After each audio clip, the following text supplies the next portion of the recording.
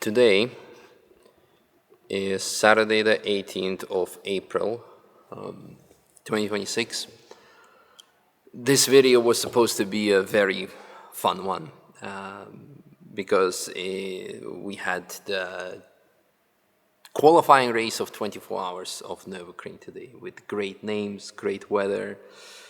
For us as a team, we had great results, qualified on pole, fastest cup car, and you name it. And as of now, it's completely irrelevant. Many of you by now have probably heard the news because it's being shared everywhere, from the Nürburgring channels to official FIA channels to all the news outlets. And there was a massive incident involving multiple cars today on the track, and one person died today.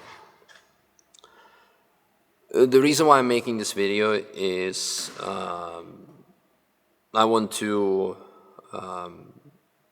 make sure that there's no misinformation about all kinds of things. I see certain news outlets writing that it was happened on one track, others the other. And also, our car was one of the first ones on the scene, or one of the first ones to stop. And some people were thinking that our car was involved. So my inbox right now, first it was actually exploding whether we were okay, whether our driver was okay, and now of course also with what has happened. So I just want to say what has happened. It's not a video that I want to make whatsoever, and I don't even know where to start. I think let's start at the start. The race started at 17:30, at 5:30, and shortly before 6 o'clock we had the red flag, so end of the race, or emergency brake. Now, it's not uncommon to have a red flag in the race, but what was different this time is that they didn't show why it was a red flag. But they don't red flag it that easily. Usually it's okay, you might have an incident that maybe a car is blocking the road, or there might be too big of a barrier damage. Actually, they code 60 through there. Last year during 24 hours of Nürburgring, we had electricity was gone on half in the paddock, and they red flagged for that. But this time we didn't know anything. The concerning thing that happened is when we were looking on the GPS tracker of race cars, we saw a lot of cars standing still. And then usually you know that there is something big. Either there's a big pileup of cars, or there's something has happened that people cannot drive through. In any case, what has happened, most certainly, there was an oil spill. Allegedly, apparently, there was a car whose engine blew up. It doesn't matter at this point anymore. What matters is where it happened. It was Charoudin. Some news outlets were writing that's Kloostertaal is happening before that. Had it happened in Kloostertaal, the damage would have been minimal, most certainly. You cannot prevent everything or anything, but the reason why it's so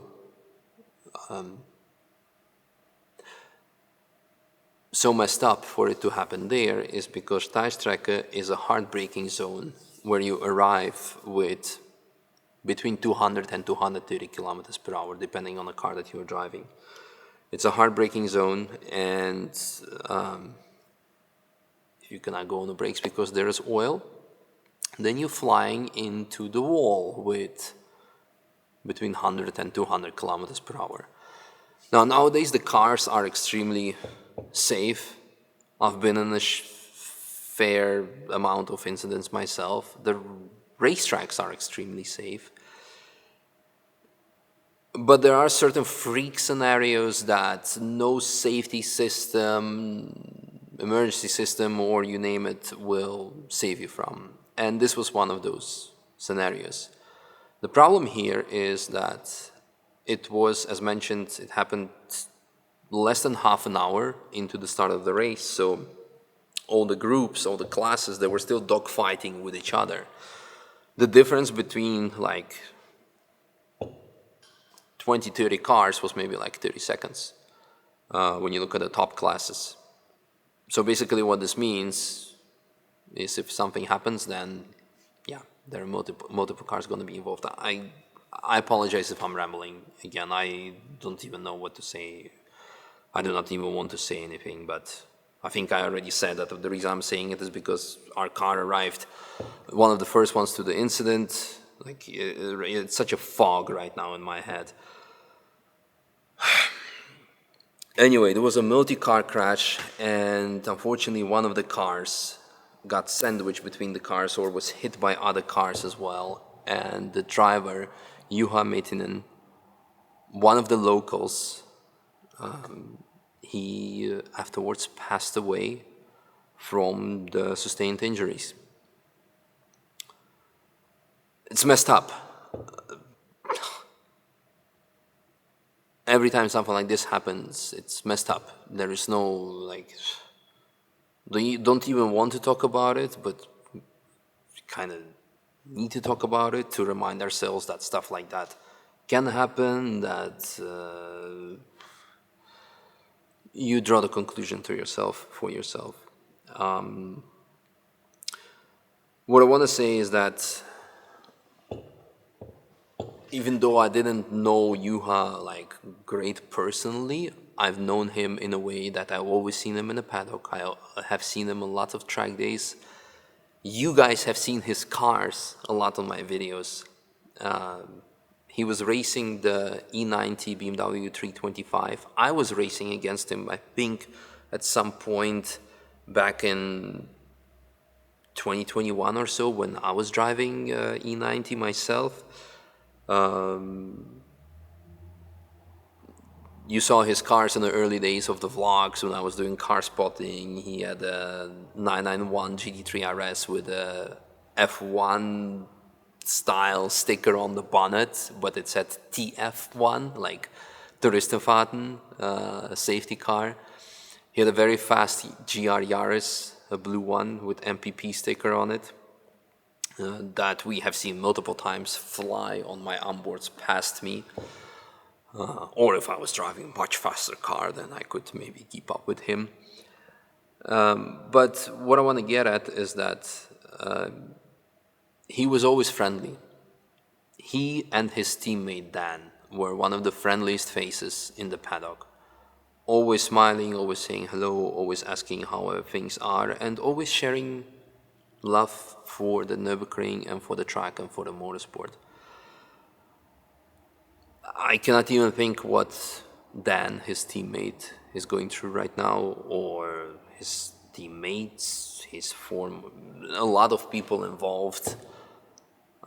I've been exchanging messages with a lot of people from the local community, and let alone his family. It's messed up. I do not want to even like sugarcoat it or like it's fucked up. But it's the reality of things. What else is there left to say? I think I mentioned that I also want to make sure that,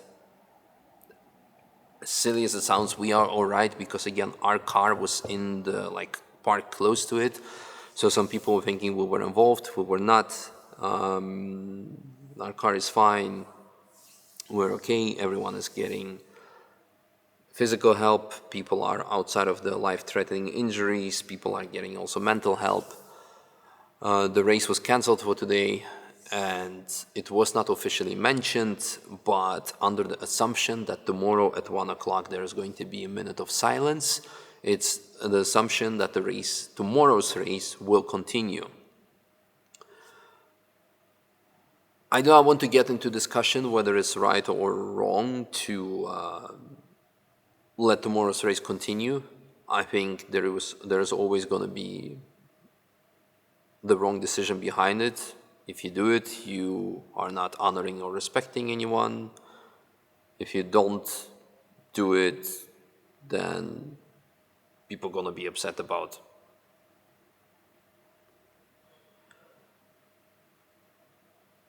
them losing money on a ticket price. There are literally people right now commenting on Nürburgring Post about this, asking like, "Oh, so now that the race is cancelled, can we go watch tomorrow for free with a ticket from Saturday?"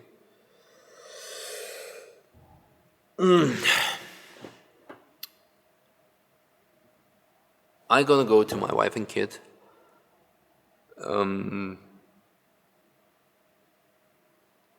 And yeah, I'll see you guys tomorrow. But this is what has happened. Stay safe, be always on your guard, and that's why I'm always telling you I'm the most scared for oil spills and not for the crashes, but what will happen after the crash. I always have said it. All right. Have a great evening. If you're gonna drive the track next week, give a little flash at /tech.